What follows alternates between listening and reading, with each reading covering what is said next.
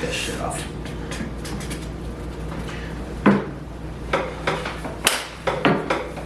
Where we going? Rowing to episode 10. To episode 10. Here we are. What's up, fuckers? There it is. Welcome back to another episode of The Pillar of Thriller. Man, can you believe it? No. We're on episode 10. I was thinking about that on my drive over That here. is insane. I was thinking about it on my drive over here. I was like, God dang, we've been through quite a few episodes already, which is awesome, but also we haven't been through that many episodes yet. Because we've covered some things we want to cover. Yeah. But we have so much more stuff we want to talk about, people we want to talk to, and all that good stuff. That's amazing. I just think it's cool that we're 10 episodes. We're officially in double digits tonight. Yeah, because we were like, it feels like yesterday this junk was something Just we were started. Just thinking of. Yeah. That's amazing. This is great. And thank you to everybody who watches, listens, and supports us. Mm-hmm. I think I want to do something a little different today. Instead of shouting out our this video is brought to you by Dos Equis. I'm just kidding. No. But I do want to do something a little different. Obviously we're gonna shout them out. We'll do all Pillar that. Thriller boring _ Millie, Kosi. He says we're gonna say later any day. Yeah.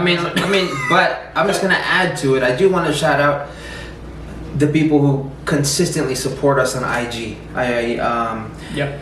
Heather, Mare, Jen, Wes, Eric. Come on, man. I just wanted to shout you guys out for consistently loving us. D with My Life of Horror. Yeah. Scary Godmother. All y'all are great. Yeah, Jen. Man, you guys are. Thank you guys, man. Thank you for being so welcoming, and really really couldn't be possible without this kind of love and support. Yeah. So y'all participating in the polls, everything. I know that's something we're doing on our IG page. And then I know Team Joss. Yeah. People are listening to a podcast with us. We appreciate that because I know we send it out to our close friends, and I don't see who actually listens to it unless I get feedback from people. But we get analytics, but we don't actually get to see. So I don't know who actually listens to it. So probably is y'all. It's probably not the people that we're texting because we get no responses. They fucking hate us. Our own friends won't even listen or watch our shit. So, well, some of them are. Yeah. But we'll go ahead for that. But we appreciate all the support. We do. We're excited. We were just talking about we're doing season 1 right now, and we're really we're gonna do 12 episodes in season 1, and then we'll move on to season 2. And we're not really doing it much to take a break between seasons. We won't really take much of a break, if any. We may just kick off season 2 after that, depending. But we may take a week off to try to line up some guests and everything. Yeah. But it's more of just so we can categorize everything that we're doing. Season 1 was this is where we started at. This is some of the stuff we were doing. So we have a lot of exciting guest ideas and people we've talked to. We've got some have as guests. Cool later. people coming up really soon, man. But so I'm really excited about that. And we're gonna be on Heather's podcast. Mm-hmm. She's already been on ours. Yeah. Eric's gonna be part of it as well. Yeah. We got a bunch of stuff coming up. Yeah, and I love it. This is great. We've got things lined up, and I'm super excited about it. And tonight we're gonna be talking about your favorite movie, your favorite horror movie of all time, which is awesome because you've mentioned that this is your favorite movie, but we've never actually talked about it. I know. So I'm really excited about this. I'm excited to hear your thoughts, and I'm excited to hear your opinions, and I'm all for it. I felt super selfish that this was one of the ones because we just did Insidious with Brandon, so we're staying with the same director. Going on to my favorite horror movie of all time, and I felt bad. I was sitting here thinking when we were prepping for this episode, I was like, dang, what's Justin's all-time favorite movie? Because we're gonna cover that too. Yeah, we will. With a guest. Yeah. That's what we have. So that's to look forward to. I felt selfish, but Justin's kind enough that we wanted to do this one. I don't need to feel selfish. I love this movie. It's a great movie, and Insidious is in my top 5. We talked about that. We're gonna be talking about Terrifier. Yeah, that's in my top 5. So that's. Yeah. I wouldn't call yourself selfish. So if you haven't listened to prior episodes, My favorite, and we've always talked about like your favorite is subjective, right? I'll never judge someone for what their favorite movies are because everything's subjective to what someone loves in a film. Yeah.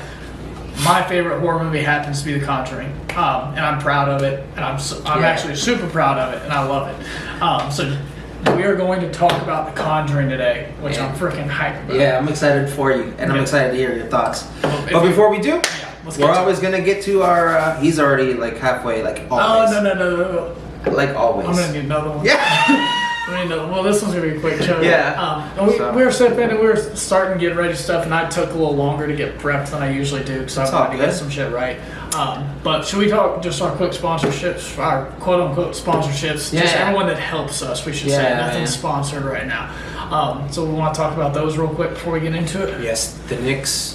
Oh, the Knicks are playing the Hawks right now as we film this. They are. Justin's a Knicks fan. He's from New York. So the Knicks are sponsors. The Jets. We are sponsored by the New York Knicks. The New York Jets are sponsors. I don't want to be associated with anything.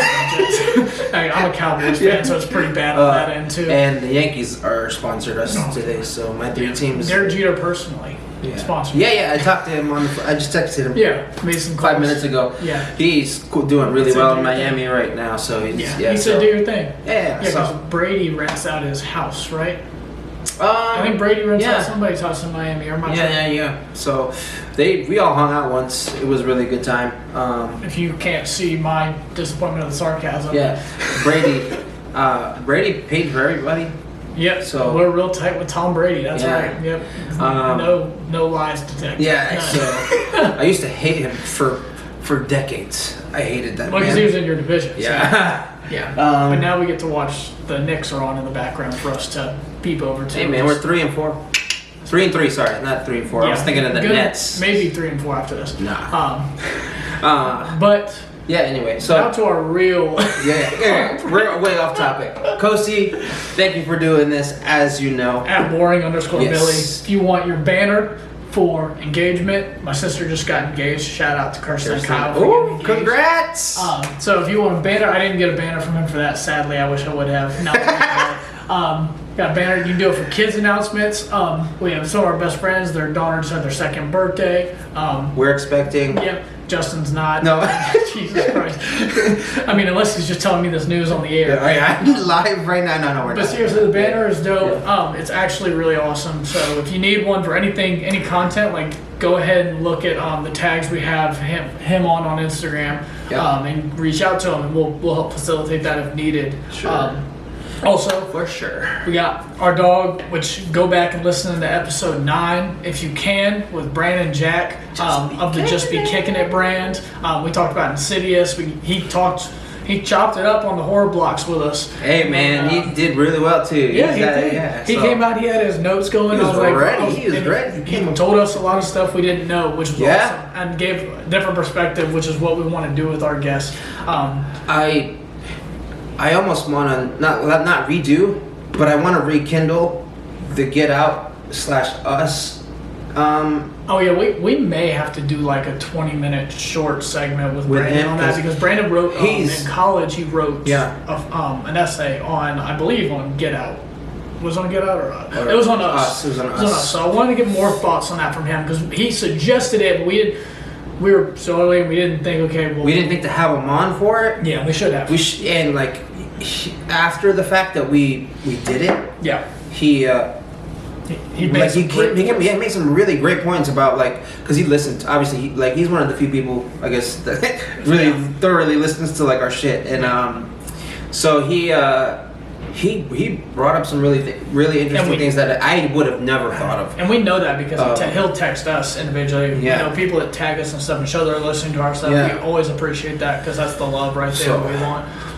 And we appreciate from y'all, and we hope to give back to y'all on anything. Yeah. So go buy one of his t-shirts, go buy one of his long sleeves, go buy one of his hoodies, go buy one of his hats, and he's got some more stuff in the works. I think he's looking at some shorts and socks to have coming out soon. And he gives you everything you need to know. Anything else you want to get, go listen to him. He'll tell you all the new things he's going to be doing. I suggested a few things because he was... he's asking for ideas. He was asking for ideas. Brandon, what the fuck, bro? You didn't even... like reply to my suggestions. I had some great suggestions. He's probably got it under consideration. And he can't just, he's not like you where he can just say something. He's like, I'm going to do this now, today. Yeah. I need to think about it. You don't think about stuff. I'm very impulsive. Yeah. But, to a large extent. Yeah. Whenever I have my mind set to something, yeah. If I think about it, I just do it. But it's beautiful because Justin will text me sometimes. He'll be like, I have this idea for doing this on the pod, or this idea of doing this content. And I'm like, that's amazing. And then sometimes I'm just like, no. Well, what about, I'll be like, well, what about this? Yeah. Hey, oh, yeah, you're right. Yeah. But we got some cool stuff from that. What are we missing? Haunt Junkies. Haunt Junkies, man. Yep. So, yeah, man. Haunt Junkies, they're my boys. We didn't get to do a Christmas haunt this year, which I'm kind of sad about. Timing didn't work out like that. Man. We talked about it, but we didn't get to do it, which I'm upset about because I would love to be in a world of Krampus or something, going through a haunted house like that. Yeah, I wonder, I really wonder, what a Christmas haunt would. But you know what? March is coming up. They're going to do a St. Patty's one, so we could go to a St. Patty's one. That'd be awesome. So, these festive things are so cool. These festive haunts sound amazing. So go check out their page if you're interested. And I don't know the areas they cover, but you can see just places in the past that they visited if you're planning places to go coming October. Maybe you're want to take some road trips or something. For sure. That's a great way to look at it. Do we have anything else besides getting to our tradition? No, let's get to it, man. Let's get to it. All right, cheers. Cheers to the second. We got the we didn't need to say it. Happy New Year, everybody. Oh we made it through fucking 2020. Jesus Christ. We are in 2021. Let's hope for a better year. I know there are a lot of challenges, but there are a lot of great things that came with 2020. For me, at least, I got engaged in 2020. You did. I got a new house in 2020. You know what I mean? I got they're all with the bad came good. So learned a lot of lessons. Which is all that is. Well, we made it through. Let's make this year even better. Oh, it's gonna be great. It's gonna be a great one. So we're excited to share the new year with y'all. We got this. All right, Dos Equis, baby.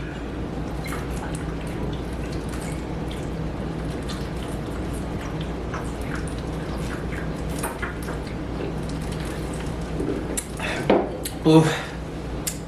I don't know why you put it in the freezer every time. Justin puts these in the freezer beforehand. It's cold. Yes, but it's like drinking razor blades. But it's been out. This wasn't cold. The beer's amazing. It's been out a little bit, but it still was pretty cold. Shit. He gave me a can once when we were doing this, a can of Dos Equis, and it was basically a slushy. It's even better than. No, it wasn't. Now I do want another one for the episode, though. That's for sure. Yeah. These are freaking fantastic. Come on. Well, it's international, so you can't really twist it off. Was that the rule? Yeah. If you pop me one, thank you, Justin. Justin does a lot for me. Yeah. I always keep this on my keychain. It's a Yankee bottle opener. I've had it for years. So this episode, right, we're going to be talking about Conjuring. Also, intermittently, we're working on our camera situation to get video up. So intermittently, you will hear. I may pause and we may discuss. May take a pause in either the Conjuring or depending on how things are flowing, we'll keep running through it. Yep. While Justin's better with the camera than I am. While he fixes the film so that we can have the clips as indicated. So that should be coming up in like probably 15 minutes.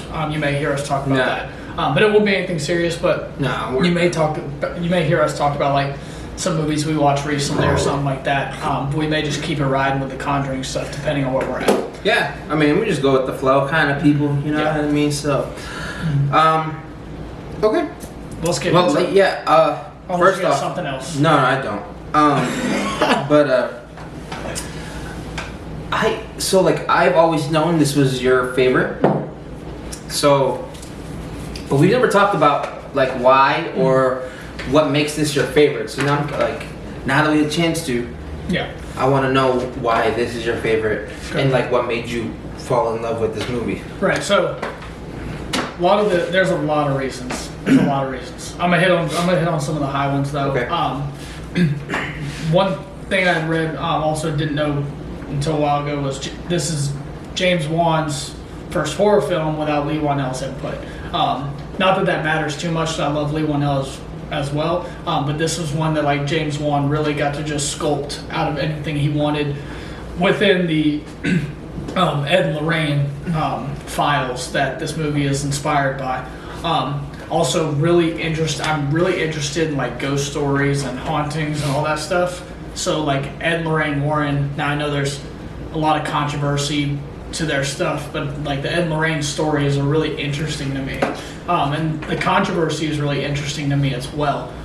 There's a lot of litigation that went on with this movie years after it came out because of like the whole inspired by true events, and then some stuff that was written in book and it was used in the film. A lot of stuff going back and forth on that, but out of that, from that context, going into the actual movie itself, like I love Patrick Wilson. He's the man. As I mentioned on the Insidious podcast, is James Wan takes a moment to like make the characters feel and make you feel for the characters, which I really felt in Conjuring 1. I also felt a lot in Conjuring 2. He's not afraid to take a moment out of the film and like make you feel relatable to the family. I also think this movie scared the piss out of me. I saw it like 4 or 5 times in theaters, like in the first 2 weeks it came out. I saw it an insane amount of times. I saw it in Dallas. Was the first time I saw it with family. And I saw it twice again because we went once with like my cousins, then we went with like, I was like, Dad, you gotta go see this, and like went with some other people in my family. Came back, watched it with like friends, with like Boston and all them. I believe Boston was there. And then I think I just saw it again just cause. So I think I saw it 4 times within like the first 2 weeks. I don't think I've ever done that with any movie. Not just like any movie. I'm trying to think if there's been any movie I've done that with, and it really, that's the one. Like I think I've seen movies twice. Yeah, I've done twice. But this one I saw Toy Story 3 4 twice. times in theaters. For those that don't know, I even have it on. I'm a big Disney nerd as well as horror. Yeah. That's why I have this. This is from Alex. Alex got me this for Christmas. I'm like Toy Story is my favorite movie. But anyway, Vera Farmiga is amazing. I think she plays Lorraine perfect. And then there's just amazing jump scares throughout this, and it goes back to like there's no false jump scares. Also, this movie's rated R, and there's no sex, nudity, not really too much absurd language except coming from the demon. Later in the film. So it's purely off of just how scary the movie is, and like there's a lot of horror tropes in it, but there's also like a lot of original things. Like the clapping game is terrifying to me. That's awesome. It's unique. Yeah, and very then unique. Yep, and then like what's the daughter's name? Lily? No, Lily Taylor's the actually she's Carolyn. Yeah, so what's the daughter's name again? We could look it up. We can look it up. Christine. Oh, okay. When she's like, they have the scene where they're behind the kids are in the room and the door is right there, and she's pointing like something's right behind you. Oh, while they were asleep? Yeah. Well, technically, she woke them up. Yeah. From the bed. Yeah. Yeah, and now like something's behind the door, and like you don't see anything. We don't. There's just darkness. She sees something, which is crazy, and that's like. Because even her sister couldn't see it. Yeah, and she's like, it's apparently right behind her, which is crazy. Yeah. Mm-hmm. The wardrobe scene where the demon wish clapping. No, when the demon wish jumps off the top of the wardrobe. Oh, okay. That scene that's the one. I think that's the scariest part of the movie to me, because that caught me so off guard. Like. There's light in the room. It's not super dark. You don't feel as tense as you did during the clapping game. Clapping game, you knew some shit was going to go down. But then, like, when she jumps off the top of the wardrobe, I believe it was, that scene terrified me. Yeah. So there's a lot of stuff like that. That's something James Wan does really well, which is what we talked about before. Is the lightness, even though because things can be scary in light, doesn't just that. Just because it's light doesn't mean it can't be scary. Yeah. So the only other thing I want to say about the wardrobe scene is like it's not like you cut into a scene and it's an immediate jump scare. It's like you get a vision of that wardrobe, and what's scary is the pan up to the wardrobe and then seeing that she's on top of the wardrobe jumping down. That's what got me. It's not like a cut, boo, I got you. It's like, see the wardrobe? pan up and you're like, oh shit. So that, and you're also introduced to Annabelle in this film, which is cool. I do want to ask about that. Mm-hmm. We can talk about that later because one of the things for me was actually we can talk about it right now is how did that doll correlate to the movie? Like what? It correlates to the Warrens. So it's one of the artifacts. It's one of the quote unquote artifacts that is in their demon. I don't even know what the best way to call it is. It's like their demon artifact room, essentially, where they keep all these possessed medium items. Yeah, because he said it's better to keep it here than to. Yep, and they have they have it blessed by a priest, which is that's a legit thing that the Warrens have, the real life Warrens have. Yeah. And the Annabelle doll back in the day is like, that's the Raggedy Ann doll. Is the original. Red? With the Yeah, red that's hair? the original Annabelle doll. That is what that Annabelle doll. That's what it actually was in the story. And so they used the doll that's in the film, I believe, because they didn't think the Raggedy Ann doll was like as scary for a movie experience. And they ended up making a movie out of it. And it was spin off. And so also another thing, the reason I love this film is it starts off the Conjuring universe. And there's some good, there's some great, there's some bad in there. So that's another thing I love about it. Yeah. Okay. So what do you think about it though? Like I know I have a lot of thoughts about it, but you've watched it, and I just want to know you look at character work a lot more deeply than I do. You look at scene transitions a lot more deeply than I do. While I appreciate them, you have more of an eye for that stuff. I don't necessarily look for it, but whenever whenever I see something like towards the end of The Conjuring, the upside down transitions, those reminded me of Ari Aster's transitions. Like they were very, very, very similar too. And Ari Aster's transitions are just insane. Everything feels one shot. Yeah, that's one thing about the whole movie for me, which I loved, was camera work was very fluid from beginning to the end. And like you said earlier, the character work that James Wan puts in. One of the things I read about it was that, or what you told me earlier was that Patrick Wilson and Vera, they spent 3 days with the actual Warrens, right? So that's, and didn't they do some kind? Oh no, that was Jordan Peele, where they did some character. Oh, where they watched specific movies. Yeah. But that's even insane to to get their story, especially since it's based off of a true story. Yeah. And you want to hold that, like, you want to be able to portray the personalities of Ed and Lorraine Warren. Yes, because especially if you're doing a story about them, right? So, I'm gonna stop it. Okay. So Justin's gonna fix the camera real quick. Fix the camera and basically so that way we can have video for y'all this week. So would piggyback off what Justin was saying though is I think they could have picked two better people to play Ed and Lorraine Warren than Patrick Wilson and than Vera Farmiga, honestly. And Justin, you can give me your opinion on that. But I really think those two, and like what it's turned into with The Conjuring 2 and what we're going to be seeing in The Conjuring 3 is, these now have become films that are chapters of Ed and Lorraine Warren. Yeah. Because the second film gets a lot more personal.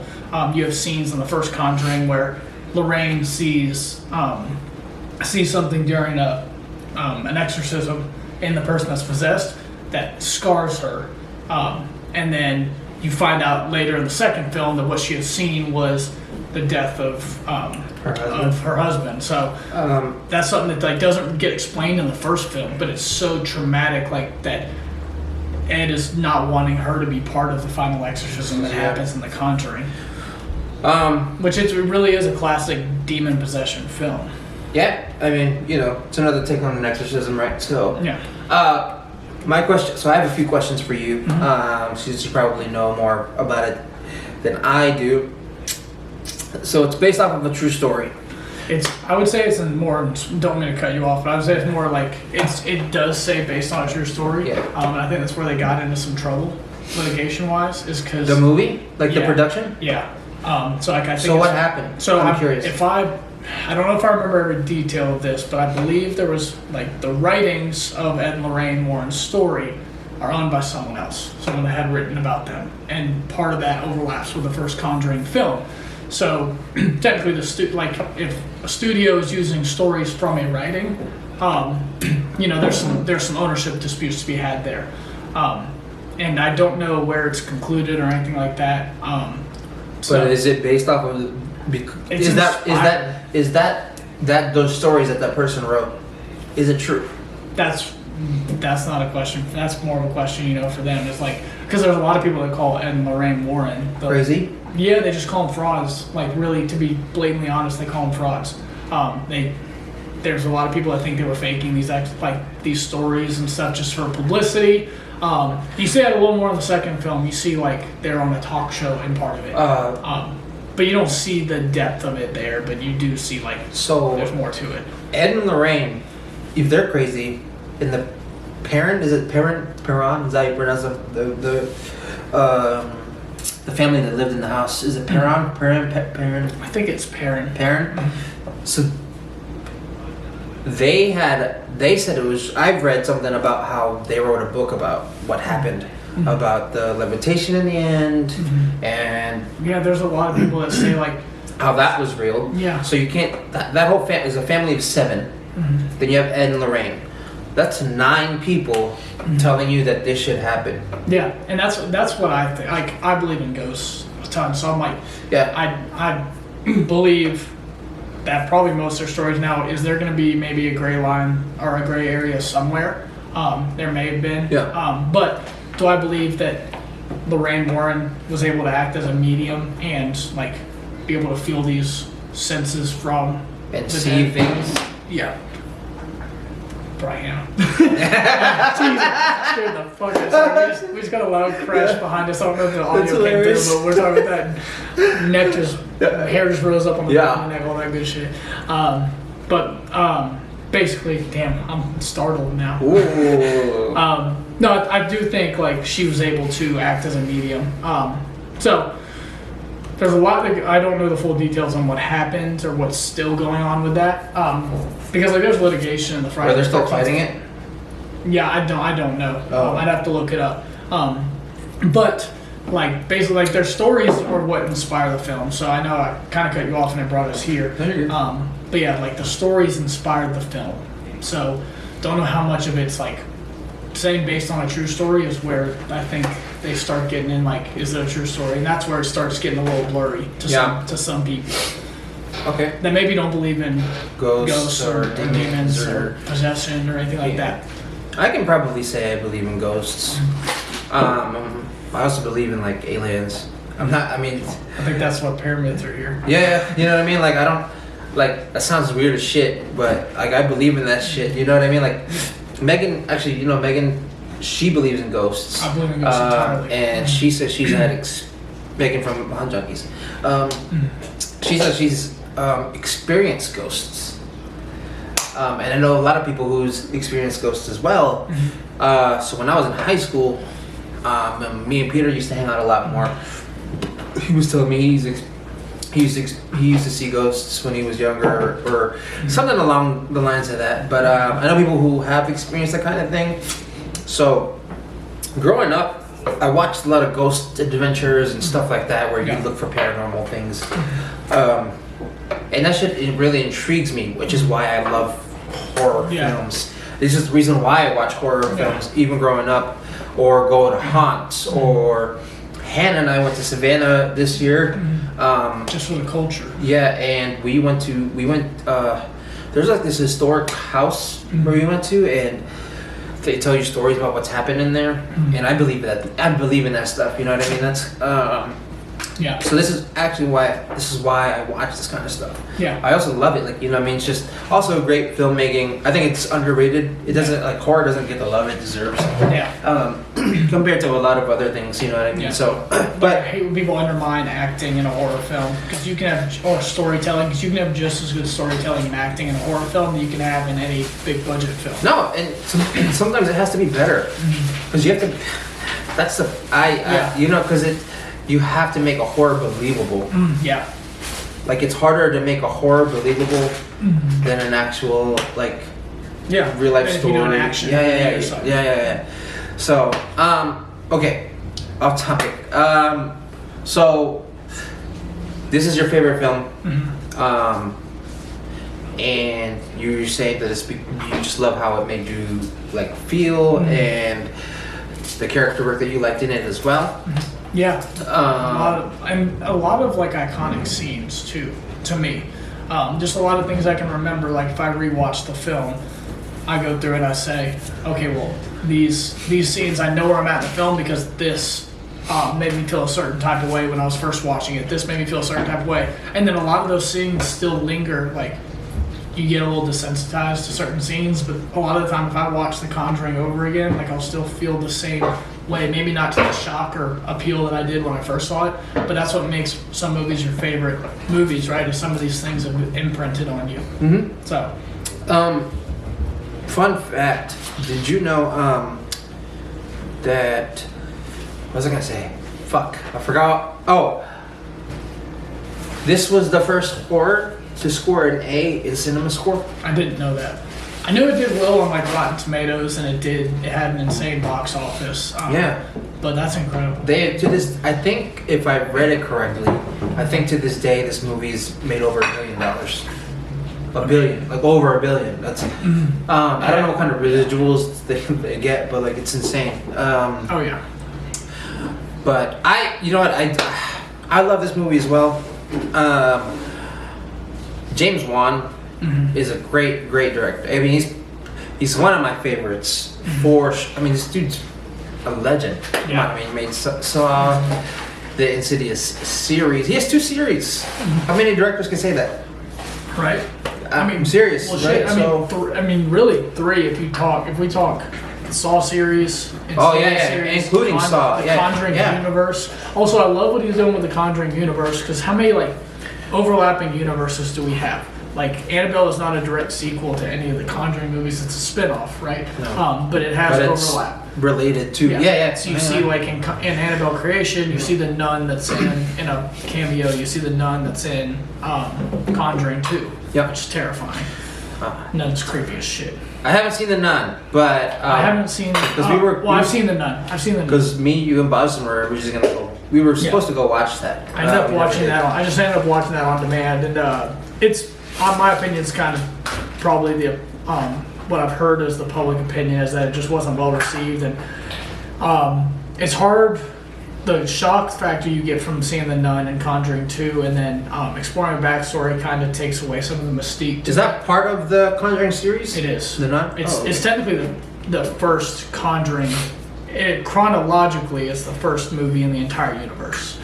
I'd have to look up. So it's technically like a prequel? Yeah. It's explaining the origin story of the movie. This is actually... so James Wan's great. As far as like for me... Like this would probably fall 3rd in like my list of James Wan's films. Okay. What are your first 2? Insidious first, and then Saw. Okay. And then The Conjuring. But I get why you love this movie. Yeah. You can tell it's him from the very, very, very beginning of the movie. You can tell when a lot of times you can tell when something is directed by somebody. The cellar, when you first get into the cellar, when they find out that there's a cellar, it reminded me of the attic in Insidious. Yeah. Well, a lot of there's more time spent in the cellar in The Conjuring. You know, like they have the scenes where the ball rolls out.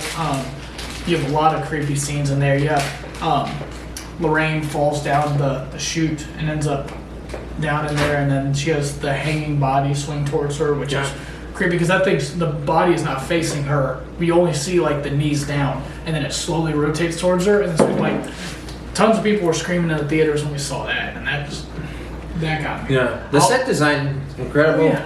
I mean, absolutely. For me, the cellar. I mean, that's creepy in itself. It Right? just looks normal. When we say that, like it just looks like a normal cellar. Like yes, it's creepy because it's got stuff sewed away and it's dark, and there's just one hanging light. But like, there's nothing super special. Like super Hollywood about it, is there? It's like, I think it's creepy just because it is pretty plain. Yeah. In the cellar. A lot of the creepiest things in real life are like just real life shit. You know what things I mean? you can relate to. I do love the opening scene. With the girls? Well, explaining where the doll was like, oh, it's moved here. And then then they throw the doll away and it comes back. Yep, so like that's incredible because like the first flash you get on the film is Annabelle's face. Yeah. Not realizing Annabelle's not going to be part of. I mean, Annabelle pops in and out of the movie throughout. Nothing to have a big role, but and then they eventually after the title card, excuse me, they have like the 80s style music. I guess not 80s style, like older style music, where the family's moving into the house. So I think that's cool. Yeah. Okay. Yeah. I want to say one of the things for me is, aside from the set design, obviously, I think cohesively, and not just story-wise, I just mean overall cohesively, because I know a lot of times I talk about the story's cohesiveness, which is great here, by the way. I don't want to say that it's bad, but overall, so set in the 70s, Patrick Wilson's hair, I don't know if you noticed, like, I mean, like, you know what I mean, like he's got he's got long sideburns. Like long sideburns, the costumes that they wore in the 70s, the tape recorder that they had in the 70s, everything was just really well thought out, it seemed like for me. Maybe not, so the college, was that a, so is this also set in modern times? So is it a flashback to the 70s? Or are they in, like, when they're teaching in college and telling people, like, you know, and they're talking to the students? There's like and Lorraine? Yeah. I believe that's modern time. So the whole movie was a flashback? No, I believe all of it's happening at the same time. In the 70s? Yeah. Oh, okay. And they just bounce around. Okay. Like I think they just introduced the time in the beginning, like towards the beginning of the movie when they're moving into the house, you see like a timestamp.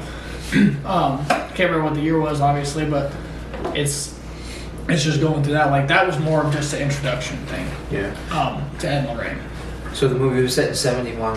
Do you remember specific set November 1st? Which makes sense. Yeah, which makes sense. So okay. I mean, I was asking because it seemed like they're in college. That's the kind of shit that, like, when I was in college, that's how it was. Yeah. You know what I mean? So it's more of just the introduction scene for Ed and Lorraine, which you know, this gives some credibility to them and what's going on in their life, and then eventually, you know, they cross paths with the families because they need help, and the church isn't helping them.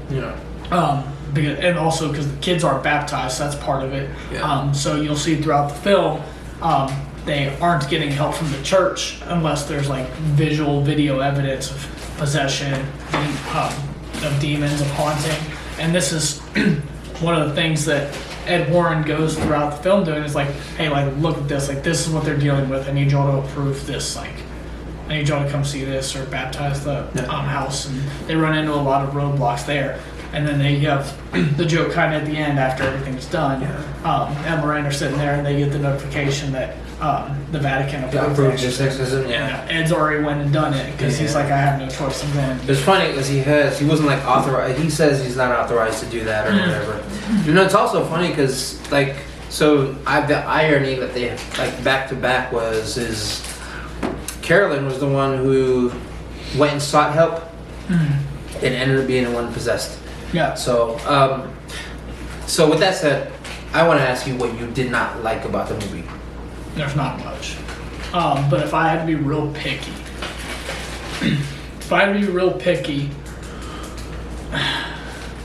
I understand why they had some stuff. Like one thing I think was, and I'll say this, I didn't like it because it was just for a scare. I hate that. I hate cheap scares. Yeah, it wasn't a cheap scare, but it was something that was harder to wrap your head around and maybe didn't need to be in the movie, but it did for a break-in, for like a break in the action, everything like that was going on, and gave Ed and Lorraine reason to leave the house. So they leave the house because they can't do the exorcism right, and they're going to get Father. Yeah, the priest. Yeah, they're going to get whoever Father Jackson. And then thinking about it, the daughter of Lorraine Warren is at their house, and being babysat by her nana. She gets locked in a room that she's in, and she's walking around. She's hearing noises. She goes in her room, and the door shuts. And then Bathsheba, the demon, and Annabelle are sitting in a rocking chair, rocking back and forth, and she's freaking out and calling her nana, and like Annabelle turns to her. It's a very creepy scene. Just don't know why it was necessary. So that's what I would probably say. I just don't know why that was necessary. I understand it was. Now there may have been a reason James Wan put it in there, but it's especially because in the Annabelle films later, Bathsheba's not the demon that's attached to the Annabelle dolls. So that was a thing that I was trying to figure out. But everything else, really, I did love about it. Not much you did not like. No, I loved the ending because it made sense. But it's also one of those standard like love defeats evil things. So I know a lot of people didn't like it because of that. They were like, there was no like, the exorcism wasn't like your standard exorcism you see. You usually get an exorcism, think it's worked, and then some shit hits the fan, and that's exactly what happened here. So my question is so the exorcism didn't work. Like it didn't work. Essentially all of it was part of the exorcism. Even the end? Yes. Technically, like that is still exorcising the demon out. How the fuck? Like of all the things, so you're reading off things. Was it a Bible? Is that what he had in his hand? Yeah. So with holy water. Yeah. You're reading off these things in the Bible, in Latin, right? Yep. And then Carolyn, or it seems like Bathsheba has come out, right? And okay, no, turns out she hasn't, or he hasn't, because she's like, oh, you're all gonna die now. Yeah, she's right. she's the demon from the mother that was. Yes, because she killed her. She killed her, so right. Yeah. So she's the demon. So she finds April under this wherever that was, right? So wherever finds her, because that dumbass, and the crawl space. Yeah. And because that dumbass decides to say, hey, found the daughter. Here's Yeah, he's trying to tell everyone he found the daughter. Yeah. And turns out the demon was looking for. Yeah. So the exorcism didn't work because the demon wasn't there. The thing that to me was weird was Patrick Wilson's character is like, you leave her alone, right? Like I don't know what he's saying. I don't know if these are the exact words, but he's just essentially just saying, leave the body right now, come out. And Lorraine's like, remember, she's your daughter. Remember, these are the times you're telling me. So you're going through this whole exorcism process, but at the end, all you really had to do was just remind this woman of her daughter. Yeah, and I think in my opinion, while I was watching it, I thought, like, okay, they're going to try, because Ed's not qualified to do an exorcism. Yeah. So Ed's trying to do the exorcism as he was expecting to do the exorcism. Yeah. This is them doing this exorcism without the Vatican, or without a church or religious body that's authorized to do it. So they do this, and, like, they're like, this didn't work. So Ed's just screaming, doing the last thing he possibly thinks he can do is just yelling at her. And then also Lorraine has that connection with Carolyn, and so she's like trying to just speak to her, because you notice as Carolyn gets pulled down the stairs, you hear like her voice come through, scream for her husband Roger, which is really like, it's cool because you have the demon obviously has already possessed her, but you still hear her in there. So that's how they get. I mean, all of it in turn is still exercising the demon out, but yes, it is. They didn't know to start with something like that, and it is the love defeats evil. Yeah, I was gonna say, so basically, you didn't need to do the exorcism, and then all you really needed to do was just remind the mother who she was. Well, you've seen also in several films, like the father of a family may come through and try to break up a possession, talking to his daughter or something like that, and he ends up getting wounded because the demon's not like. That's not a strong enough memory or strong enough like motivation to complete the exorcism. This was a day that Carolyn would never forget with her family.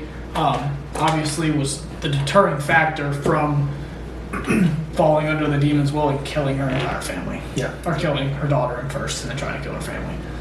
So that's kind of where it lands. I mean, it's it is just a classic demon possession, and that's one thing. Like, I do like the ending, but it's not anything new. It's not anything new with the love defeats evil thing. Yeah. Like, you very well, and we've talked about this in other episodes, you very well could add a very grim ending.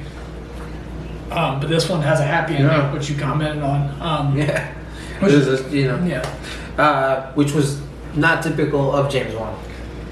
Yeah, like, I mean, you have Saw that has the Saw has its own ending, Insidious has its own ending, both of which are kind of very grim and dark endings. Yeah. So you see this, and I think he tapped into a more emotional state in this movie, especially with the characters, I think.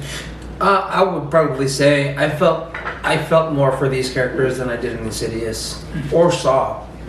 I was more invested in them. So, yeah, I think, and like, just so many things.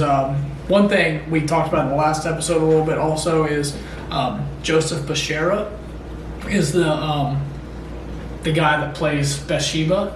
He also plays the red-faced demon in Insidious, and he's also the film composer and has some songs I believe he helped compose in Insidious as well. And we talked about how good the Insidious soundtrack was. Yeah. So this one has a lot of loud moments also, you'll notice, and key moments throughout the film. Yeah. Also, and I have a few songs from Conjuring 2, not so much from Conjuring 1, but Conjuring 2 saved to my phone, just because I really like the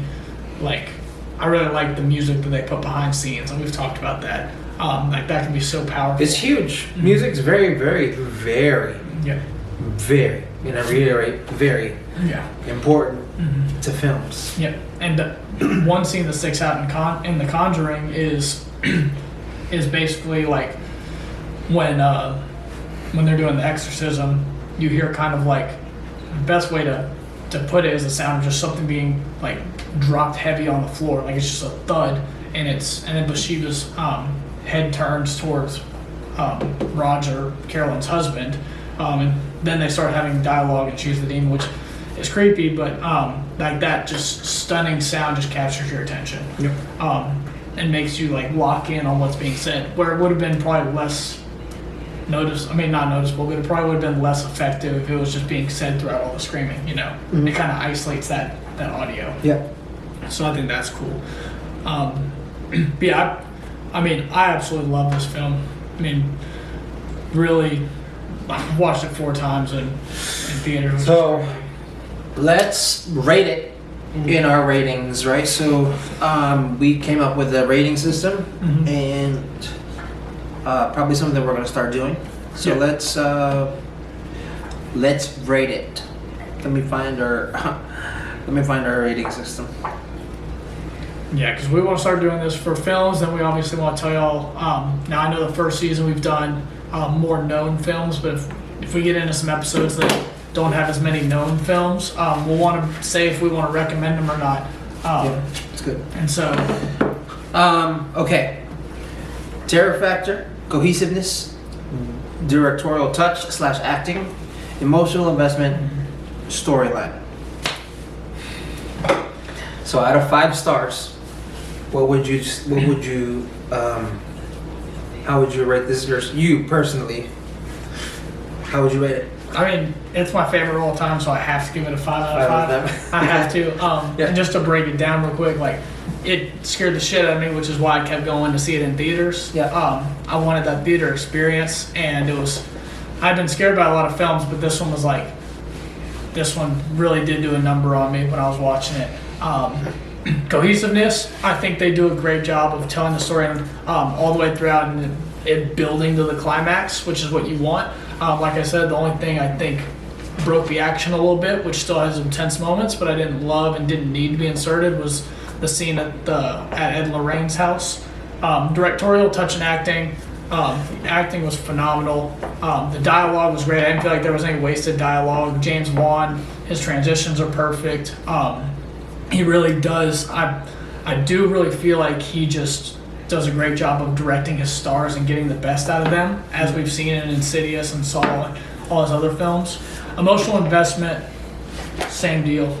Like, I feel connected to the characters watching that, and I want them to succeed. I want it to be a happy ending, and then the storyline kind of goes together with the cohesiveness. Yeah. I do. One thing I wanted to point out is the little girl who was, I can't think of her name, the character, but the one who saw the ghost behind the door. Mm-hmm. She's a great actress. Yeah. Is it, what was it, Josie King? Is that her? Plays Christine? Yeah. She plays Christine.